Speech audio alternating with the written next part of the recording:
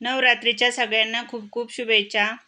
9 दिवस उपवास असल्यामुळे साबुदाणा किंवा भगरीची भाकरी सकाळ संध्याकाळ खाल्ली की थोडासा त्रास होतो. त्यामुळे एक टाईम मी या पद्धतीने फराळ करते. तर बघूया, 4-5 खजूर त्यातील बिया काढून मिक्सरच्या भांड्यामध्ये घातल्या. त्यामध्येच एक केळी घालायची. तर सकाळी फक्त 1 ग्लास हे मी घेते. तर दिवसभर अगदी एनर्जी टिकून राहते आणि भूक पण लागत नाही. त्यामध्ये थोडीशी वेलची पावडर आणि 1 चमचाभर साखर घातली. 2 चमचे तूप घालायचं आणि थोडंसं दूध घालून सुरुवातीला मिक्सरला फिरून घेतलं.